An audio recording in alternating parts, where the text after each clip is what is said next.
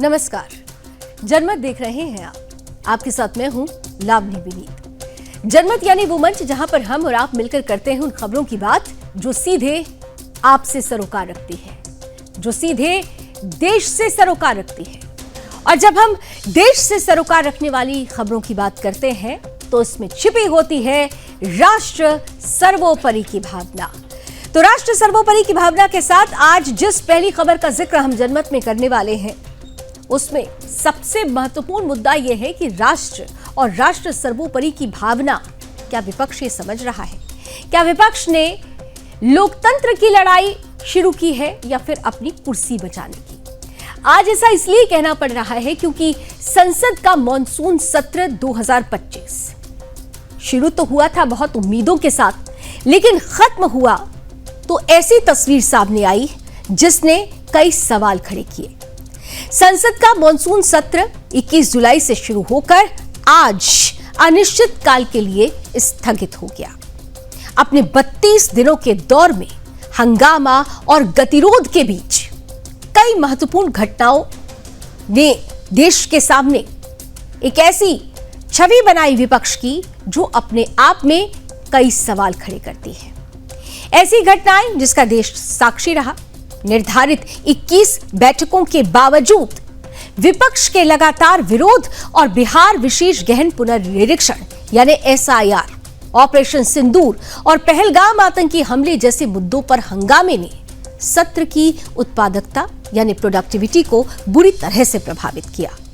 सत्र की शुरुआत में सरकार ने 120 घंटे की चर्चा और 17 विधेयकों को पेश करने का महत्वाकांक्षी लक्ष्य रखा था, जिसमें 8 नए विधेयक भी शामिल थे। हालांकि हंगामे के कारण केवल 120 घंटे की जगह 37 घंटे की ही चर्चा हो सकी, यानी कुल लक्ष्य का मात्र 30.83% ही पूरा हो पाया। प्रश्नकाल में भी भारी कमी देखी गई। 419 तारांकित प्रश्नों में से केवल 55 का ही मौखिक उत्तर दिया जा सका, क्योंकि हर समय तो सिर्फ हंगामे की तस्वीरें आ रही थी। शून्यकाल और अन्य महत्वपूर्ण चर्चाएं जैसे विकसित भारत 2047 के लिए भारत के अंतरिक्ष कार्यक्रम पर विस्तार से चर्चा हंगामे की भेंट चढ़ गई। सत्र में कुल 21 बैठकें निर्धारित की गई थी और सभी बैठकें आयोजित तो हुई, लेकिन कई बार कार्यवाही को बार बार स्थगित करना पड़ा। पहले दिन से ही विपक्ष ने बिहार SIR, ऑपरेशन सिंदूर और पहलगाम आतंकी हमले जैसे मुद्दों पर हंगामा शुरू कर दिया। लोकसभा और राज्यसभा की कार्यवाही कई बार दिन के लिए स्थगित करनी पड़ी, कई घंटों के लिए स्थगित करनी पड़ी। 13 से 17 अगस्त तक स्वतंत्रता दिवस समारोह के कारण कोई बैठक नहीं हुई, जिससे कार्यवाही के लिए उपलब्ध समय और सीमित होता चला गया। विपरीत परिस्थितियों के बावजूद सरकार ने इस सत्र में कई महत्वपूर्ण विधेयकों को पारित कराने में सफलता भी हासिल की है। 17 विधेयकों को पेश करने की योजना थी, जिनमें से लोकसभा में 12 और राज्यसभा में 15 विधेयक पारित किए गए। इनमें प्रमुख विधेयक शामिल है जो आपके सामने है। बिल्स ऑफ लैंडिंग विधेयक 2025 राज्यसभा में पास, आयकर विधेयक, इसके अलावा कराधान कानून संशोधन विधेयक 2025, नेशनल स्पोर्ट्स गवर्नेंस विधेयक 2025, नेशनल एंटी डोपिंग संशोधन विधेयक 2025, तटीय नौवहन विधेयक 2025, भारतीय बंदरगाह विधेयक 2025, खान और खनिज विकास और विनियमन संशोधन विधेयक 2025, मणिपुर वस्तु और सेवा कर संशोधन विधेयक 2025, इसके अलावा मर्चेंट शिपिंग विधेयक 2025, भारतीय प्रबंधन संस्थान संशोधन विधेयक 2025, ऑनलाइन गेमिंग विधेयक 2025। ये वो तमाम विधेयक थे जो हंगामे के बीच पास कराए गए। हालांकि 3 बड़े विधेयक जिनमें संविधान का 130वां संशोधन विधेयक भी शामिल था, हंगामे के कारण बिना चर्चा के ही संयुक्त संसदीय समिति यानी ज्वाइंट पार्लियामेंट्री कमेटी को भेज दिया गया है। विपक्ष के लगातार हंगामे ने संसद की कार्यवाही को बुरी तरह से प्रभावित किया। नियंत्रक एवं महालेखा परीक्षक यानी कैग के अनुसार संसद के 1 मिनट की कार्रवाई का खर्च 2.5 से 3 लाख रुपए है। अब आप सोचिए कि 120 घंटे के लक्ष्य के मुकाबले 83 घंटे बर्बाद होने से अनुमानित 124 करोड़ रुपए का वित्तीय नुकसान हुआ है। यह हमारी और आपकी गाढ़ी कमाई है जो ये माननीय हंगामे की भेंट चढ़ा देते हैं। बिहार एसआईआर और ऑपरेशन सिंदूर जैसे मुद्दों पर चर्चा की मांग ने प्रश्नकाल और शून्यकाल को लगभग निष्क्रिय कर दिया। संसद में चर्चा का खर्च और हंगामे से नुकसान की बात करें तो ये आंकड़ा और भी ज्यादा गंभीर हो जाता है। संसद में 1 मिनट की चर्चा पर लगभग 2.5 लाख रुपए खर्च होते हैं, यानी 1 घंटे की चर्चा पर लगभग 1.5 करोड़ रुपए खर्च होते हैं। और अगर इस सत्र की बात की जाए तो इस सत्र में 120 घंटे के टारगेट में से महज 37 घंटे की ही चर्चा हो पाई और ऐसे में ये अनुमानित नुकसान 124.5 करोड़ रुपए तक पहुंच जाता है। इसमें लंच ब्रेक के घंटे निकाल भी दें तो भी ये कई करोड़ का आर्थिक बोझ सीधे देश के टैक्स पेयर्स की जेब पर पड़ता है, यानी हमारी और आपकी जेब पर पड़ता है।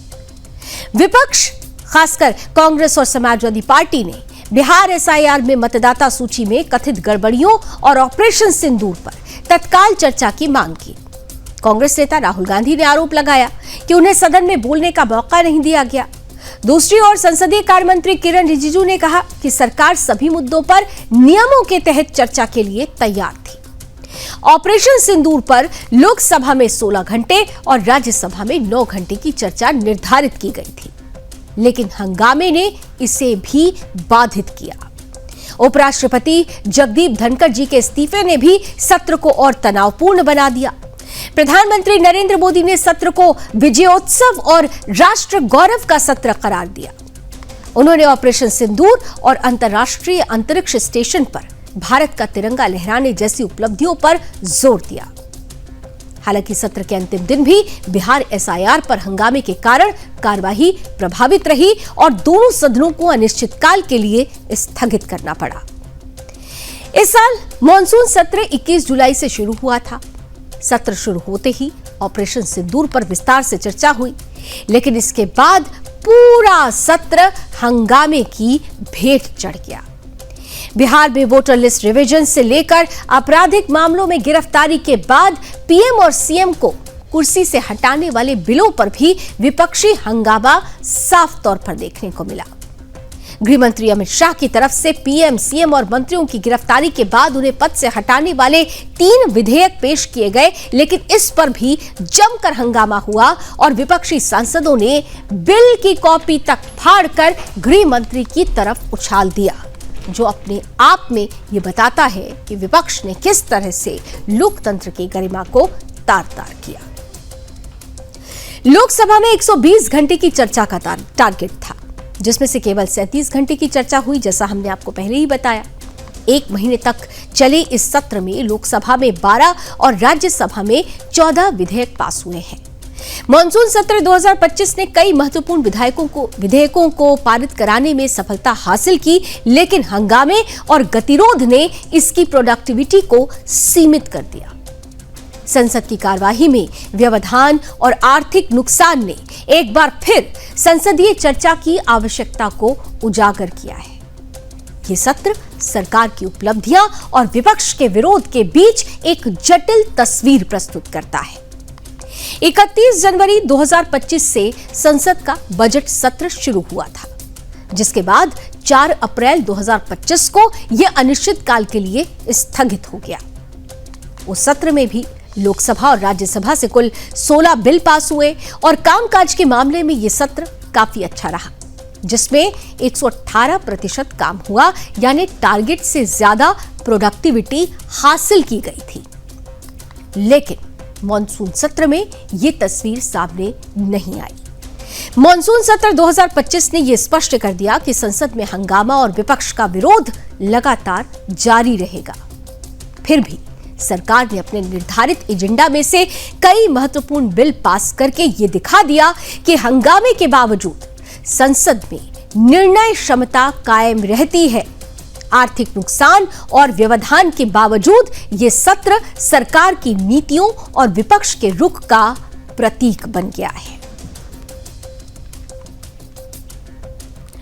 तो संसद का मॉनसून सत्र विपक्ष के हंगामे की भेंट तो चढ़ा, लेकिन इसके बीच जिस तरह से सरकार ने महत्वपूर्ण बिलों को पास कराया वो अपने आप में बताता है कि सरकार का लक्ष्य और उद्देश्य एक है, राष्ट्र सर्वोपरि की भावना के साथ हर वो कदम उठाना जो राष्ट्र हित में हो।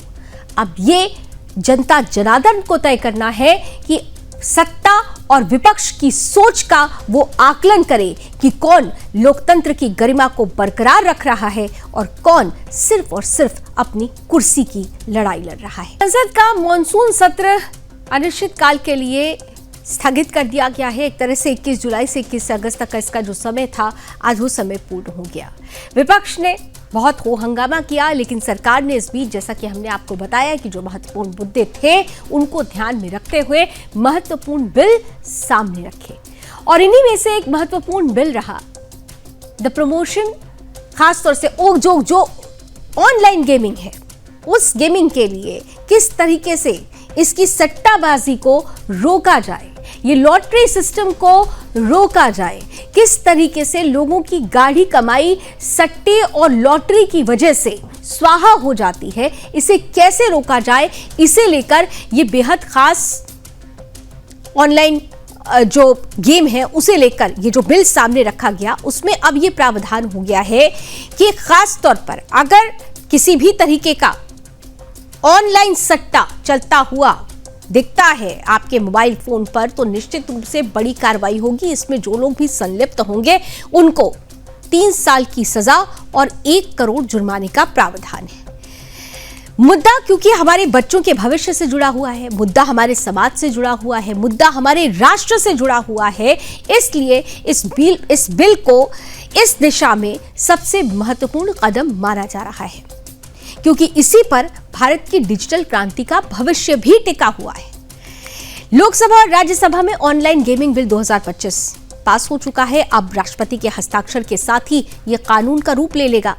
सरकार ये कह रही है कि यह बिल युवाओं को जुए की लत से बचाने के लिए है, लेकिन विपक्ष कहता है कि बिना बहस बिना चर्चा के युवाओं का मनोरंजन छीन लिया गया। अब सवाल यह है कि विपक्ष क्या सट्टा खेलने को मनोरंजन मानता है? यह भी एक सवाल है। उधर अर्थशास्त्री 2 तरीके से चीजों को देख रहे हैं। कुछ ऐसे इकोनॉमिस्ट हैं जो साफ तौर पर कह रहे हैं कि ये बहुत महत्वपूर्ण कदम है, ये दरअसल कहीं ना कहीं से ये जो ब्लैक इकोनॉमी चल रही है उस पर एक बड़ा प्रहार होगा। और कुछ ये कह रहे हैं कि लाखों नौकरियां जाएंगी, अरबों का नुकसान होगा। साइबर एक्सपर्ट्स ये कह रहे हैं कि ये तो ब्लैक मार्केट और अवैध गेमिंग को बढ़ावा देंगे, लेकिन कुछ ये कह रहे हैं कि ये बेहद जरूरी था। लेकिन इन सब के बीच सवाल ये है कि डार्क वेब में अगर इस तरीके की ऑनलाइन गेमिंग चलते रहेंगे तो सरकार उसे रोकने के लिए क्या कह रही है? सामाजिक कार्यकर्ता कहते हैं कि ऑनलाइन गेमिंग नशा है, घर बर्बाद कर रही है, और राजनीतिक विशेषज्ञ कहते हैं कि यह चुनावी स्टंट है। लेकिन इन सब के बीच में बड़ा सवाल यह है कि ये जिस तरीके की लत, जिस तरीके का नशा है, वो हमारे युवाओं को बर्बाद कर रहा है, बर्बादी की कगार पर लेकर जा रहा है, क्योंकि उनकी जीवन भर की कमाई एक छोटे से क्लिक से पूरी तरह से बर्बाद हो जाती है, स्वाहा हो जाती है। हमारे धर्म ग्रंथों में भी साफ तौर पर वर्णित है कि सट्टा या जुआ पाप का द्वार है। महाभारत काल में भी पांडव और कौरव के बीच में भी कौरवों के सर्वनाश का जो आधार बना वो यही जुआ था। ऐसे में सरकार ने अपनी प्रतिबद्धता दिखाते हुए ये स्पष्ट कर दिया है कि जब बात उद्योगों के हित और समाज के हित की आएगी, उद्योगों के मुनाफे और समाज के हित की आएगी, तो सरकार सदैव समाज के हित को सर्वोच्चता देगी। और इस कड़ी में, इस दिशा में ये बिल एक महत्वपूर्ण कदम है। ये शुरुआत है एक ऐसे युग को लाने की जो वाकई सट्टा मुक्त होगा, जुए मुक्त होगा। इसी पर आधारित है हमारी आज की ये स्पेशल रिपोर्ट।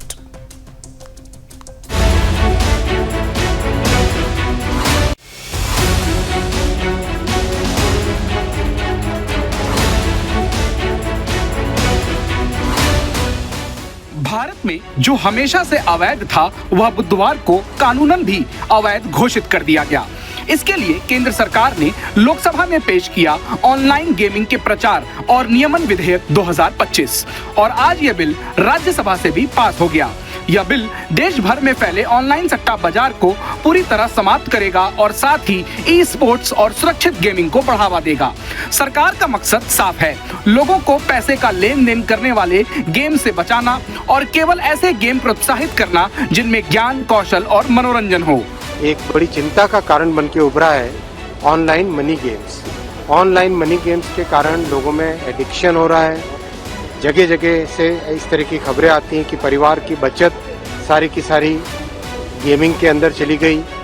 कई जगह एक्सट्रीम केसेस है सुसाइड के। अभी हाल ही में टाइम्स ऑफ इंडिया में एक आर्टिकल छपा था, 31 दिन में 30 सुसाइड ऑनलाइन गेमिंग के कारण। लेकिन जब संसद में यह विधेयक पेश किया गया, विपक्ष ने जमकर हंगामा किया और लोकसभा को भी स्थगित करने की कोशिश की गई।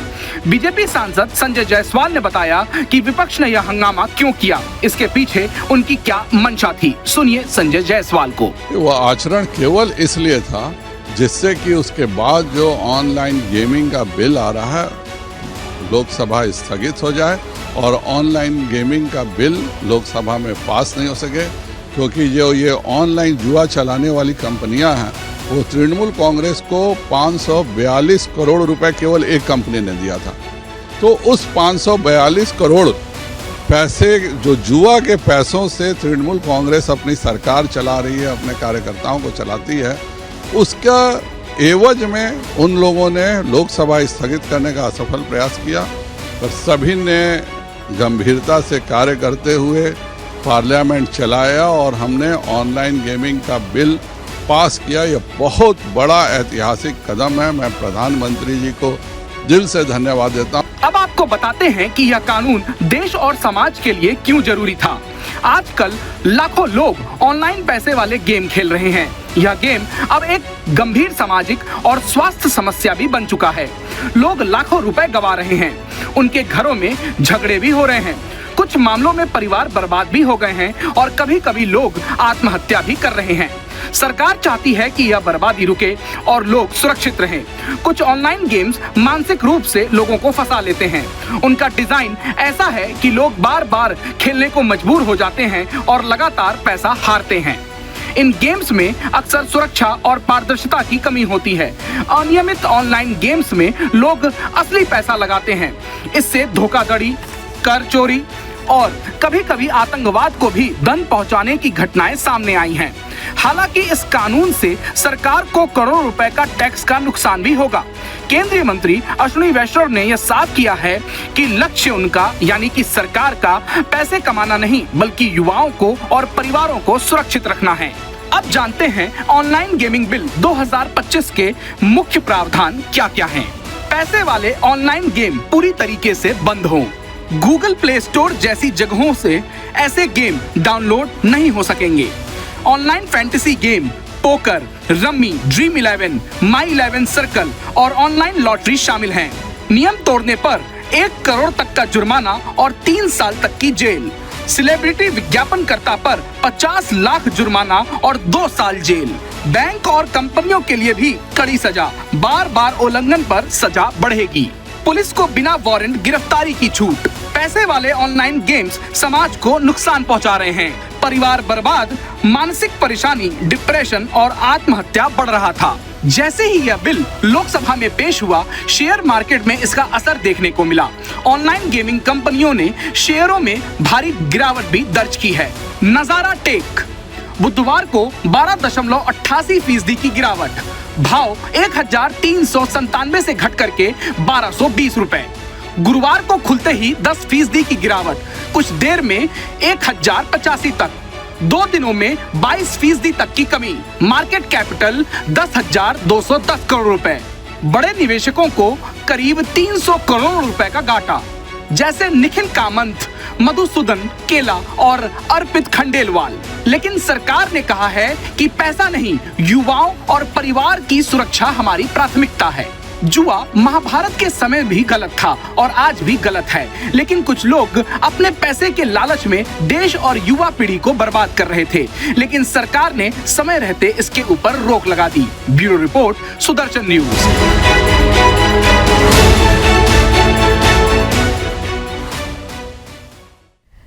तो बड़ा कदम है और इसी कड़ी में सुदर्शन न्यूज संवाददाता मीनाक्षी श्रेयान ने राज्यसभा सांसद डॉक्टर दिनेश शर्मा से ऑनलाइन गेमिंग विधेयक और बिहार में मतदाता सूची के SIR यानी विशेष गहन पुनर्निरीक्षण पर उनकी राय जानी है। क्या कुछ कहना है उनका, आप भी सुनिए। मानसून सत्र का आखिरी दिन आज रहा है और विपक्ष लगातार जो है हंगामा करता हुआ नजर आया। इसी पर हमारे साथ बातचीत करने के लिए राज्यसभा सांसद दिनेश शर्मा जी हैं। सर, जिस तरीके से ऑनलाइन गेमिंग का जो विधेयक आया है उस पर जो है विपक्ष लगातार हंगामा करता हुआ नजर आया और कल जिस तरीके से अमित शाह जी ने, गृह मंत्री अमित शाह ने 3 विधेयक पेश किए थे, उसका बिल फाड़कर जो है विपक्ष ने उनके ऊपर फेंका था। देखिए, ये चंदा पार्टी है, विपक्ष नहीं है। ये जो भी अच्छा काम होगा वो उसके विरोध में जाएंगे। पहले ये सब अराजकता फैलाने के लिए इन्होंने कोरोना का अफवाह उड़ाया, इन्होंने वक्फ बिल का अफवाह उड़ाया, इन्होंने ट्रिपल तलाक के लिए अफवाह उड़ाया, संविधान और आरक्षण का अफवाह उड़ाया। ये सब विदेशी महाशक्तियों के इशारे पर देश में पाकिस्तान और बांग्लादेश की तरह अराजकता फैलाना चाहते हैं। क्या तमाशा है? आपने 3 दिन तक का सदन नहीं चलने दिया। सदन अगर चलता तो 235, 240 से ऊपर तो स्पेशल मेंशन आते, 300 के आसपास आपके 0 आवर में चर्चा होती, कुल 14 प्रश्न आ पाए। ये जनता की गाड़ी कमाई को, जो मैं समझता हूं शायद 1.5 लाख रुपए प्रति मिनट का खर्च आता होगा, आपने बर्बाद कर दिया। ना आपने समस्या उठाई, ना उठाने दिया। ये गैर जिम्मेदाराना विपक्ष है। जिस ऑनलाइन गेमिंग की बात कर रहे हैं, सरकार की तो इतनी बड़ी योजना है कि ऑनलाइन गेमिंग जो है उसमें केवल जो इकोनॉमी सिस्टम से हैं, जो जुआ खिलाते हैं, सट्टा खिलाते हैं, जिसमें विभिन्न प्रकार के ऐसे कृत्य होते हैं जो बच्चों के मानसिक जो स्वभाव का परिवर्तन करते हैं। ये विदेशी शक्तियां भी चाहते हैं कि भारत सबसे युवा देश है, भारत की युवा पीढ़ी बर्बाद हो जाए।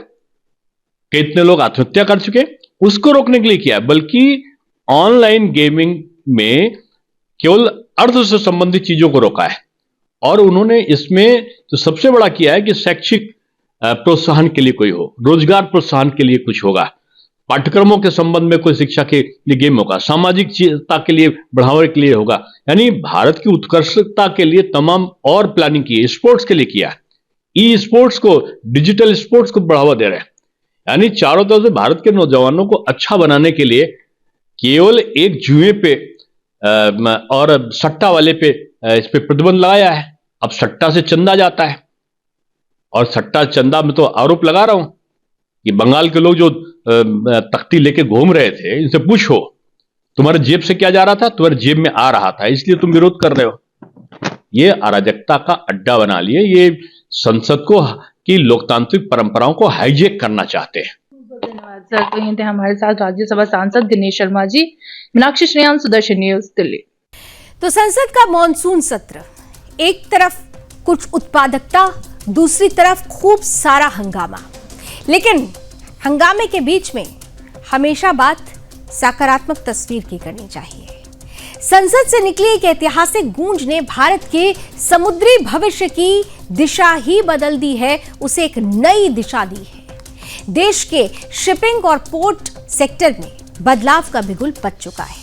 संसद ने 5 महत्वपूर्ण मैरीटाइम लेजिस्लेटिव्स जो हैं, ये खासतौर से लेजिस्लेशंस जो हैं, वो उन्हें पारित कर दिया है, जो केवल कानून नहीं बल्कि भारत की मैरीटाइम अमृतकाल की शुरुआत है। ये वो क्षण है जब भारत ने समुद्री क्षेत्र में अपने लिए नया पथ प्रदर्शित कर लिया है। यह कदम भारत को 2 स्तरों पर मजबूती देता है। पहला ये कि वैश्विक जो मैरीटाइम गवर्नेंस और लॉजिस्टिक्स में भारत को अग्रणी बनाना है, उसका लक्ष्य पूरा होगा। दूसरा, भारत की ऐतिहासिक समुद्री परंपरा को आधुनिक स्वरूप में पुनर्जीवित करने में मदद मिलेगी। अब आपको थोड़ा सरल भाषा में ये जो 5 विधेयक जो सामने आए हैं, उनके फायदे के बारे में भी बता देते हैं। सबसे पहले द मर्चेंट शिपिंग एक्ट 2025। यह कानून भारत की मैरीटाइम गवर्नेंस को पूरी तरह आधुनिक बनाने के लिए लाया गया है।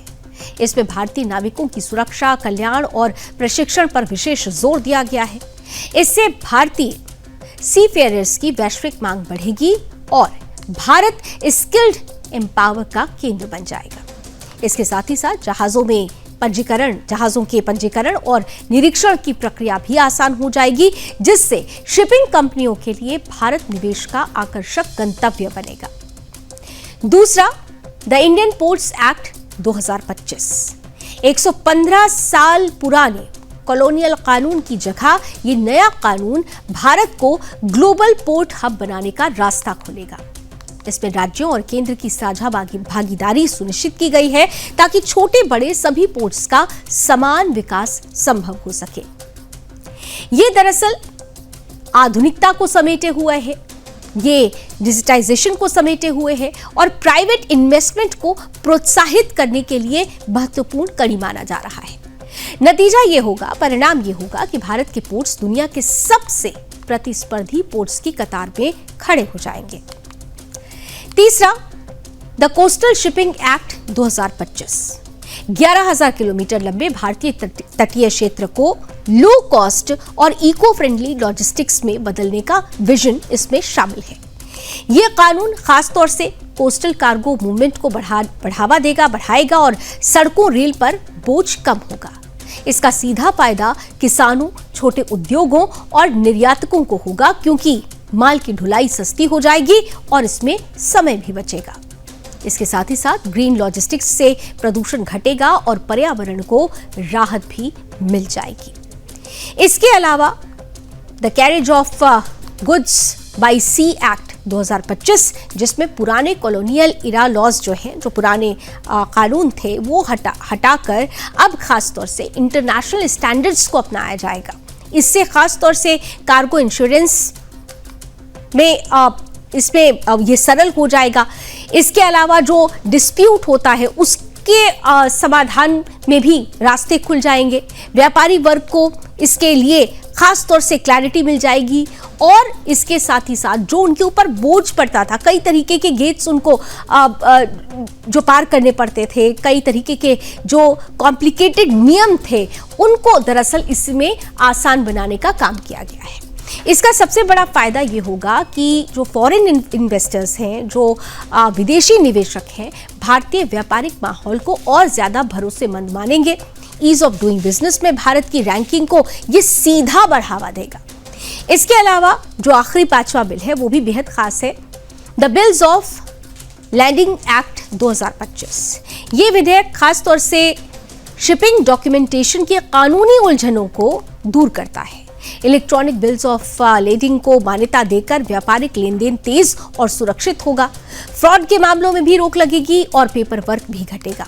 इसका सीधा फायदा एक्सपोर्टर्स को, इंपोर्टर्स को, यानी जो आयातक और निर्यातक हैं उन्हें होने वाला है, जिन्हें समय और लागत दोनों की इसमें बचत भी होगी।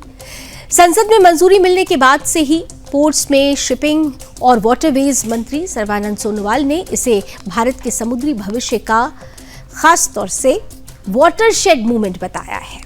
उन्होंने कहा कि भारत अपनी ऐतिहासिक समुद्री गौरव गाथा को फिर से प्राप्त करेगा और शिपिंग सेक्टर में आत्मनिर्भर बनेगा। जब हमारे संवाददाता ने मंत्री से पूछा कि इन 5 बिलों में सबसे अहम कौन सा है, तो सर्बानंद सोनोवाल जी ने क्या जवाब दिया, वो आप भी सुनिए।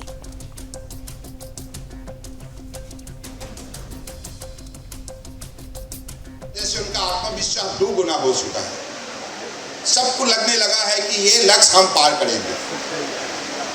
ये विश्वास जो पैदा हुई है दिल के अंदर, ये हमारे लिए बहुत बड़ा पूंजी है।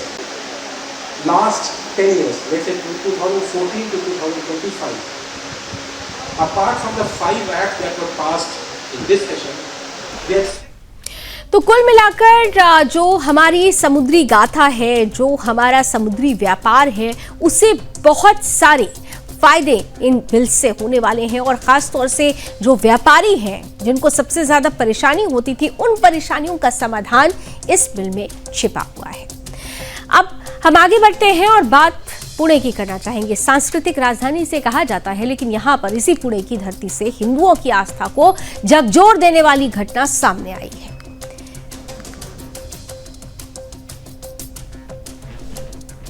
हडपसर के भोसले गार्डन स्थित एक स्टॉल पर सनातन संस्था के साधक सागर शिरोडकर गणपति प्रतिमाओं की बिक्री कर रहे थे और इसी स्टॉल पर अज्ञात व्यक्तियों ने रात के अंधेरे में घुसकर न केवल 10 से 12 बड़ी गणेश प्रतिमाओं को खंडित कर दिया, बल्कि प्रतिमाओं के पास मूत्र विसर्जन करके हिंदू भावनाओं का घोर अपमान किया है। यह सिर्फ साधारण तोड़फोड़ नहीं है, बल्कि हिंदू समाज को चिढ़ाने और गणेशोत्सव, क्योंकि गणपति उत्सव आने वाला है, ऐसे पावन पर्व को कलंकित करने की सोची समझी सुनियोजित जिहादी साजिश है। सवाल यह है कि पुणे जैसे शहर में जहां गणेशोत्सव की शुरुआत लोकमान्य तिलक ने राष्ट्र जागरण के प्रतीक के रूप में की हो, वहां गणेश प्रतिमाओं पर हमला आखिर किस मानसिकता का प्रतीक है? क्या यह हिंदू आस्था पर सीधा प्रहार नहीं है? सागर शिरोडकर ने इस घटना पर तीखी प्रतिक्रिया देते हुए कहा कि सरकार और प्रशासन तुरंत दोषियों का पता लगाए, उन्हें कठोर सजा दे और हिंदू समाज के विश्वास की रक्षा करे। हडपसर पुलिस स्टेशन में शिकायत दर्ज की जा चुकी है, लेकिन हिंदू संगठनों का कहना है कि अब समय आ गया है कि ऐसी घटनाओं को केवल शरारत कहकर टाला ना जाए। गणेशोत्सव के मौके पर गणपति प्रतिमाओं का अपमान हिंदू धर्म को नीचा दिखाने की सुनियोजित रणनीति है। अब हिंदू समाज पूछ रहा है कि कब तक हमारी आस्थाओं के साथ ऐसे ही खिलवाड़ होता रहेगा।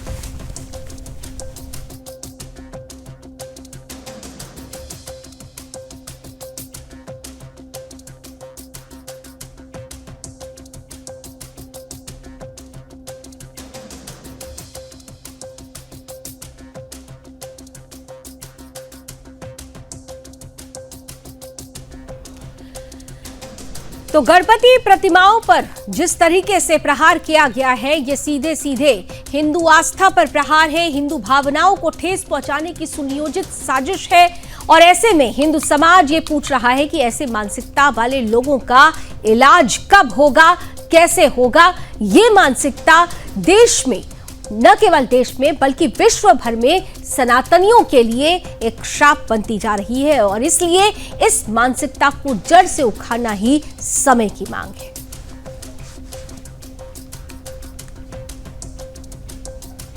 और आइए अब हम जनमत के आखिरी पड़ाव पर आ चुके हैं, यानी आज की गुड न्यूज, आज के पॉजिटिव न्यूज का वक्त हो गया है।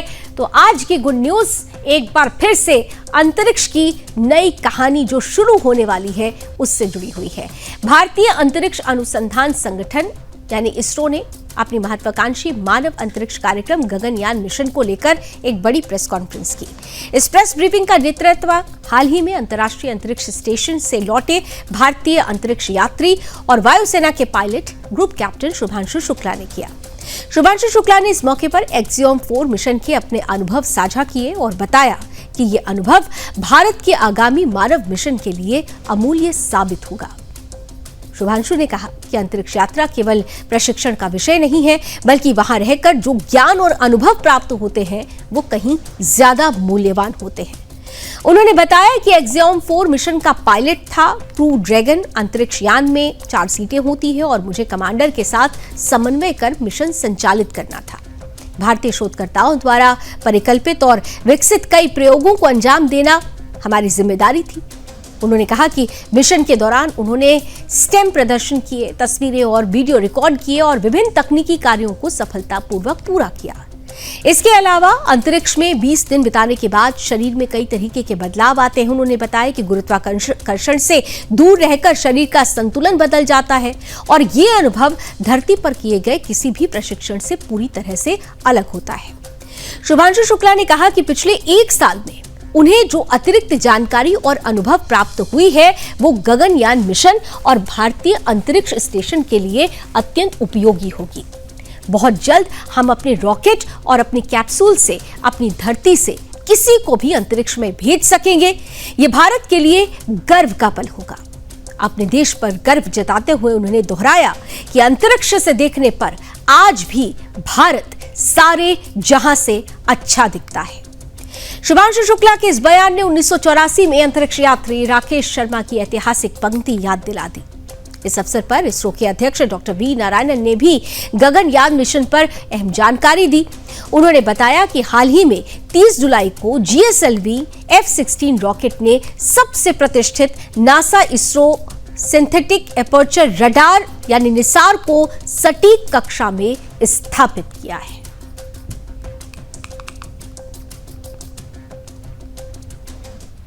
तो ये भारत की उड़ान है, ये भारत की ऊंचाई है जो दुनिया में पूरी तरह चमक रही है। जनमत में अभी बस इतना ही। देश और दुनिया की तमाम खबरों के लिए आप जुड़े रहिए सुदर्शन न्यूज के साथ। जय हिंद।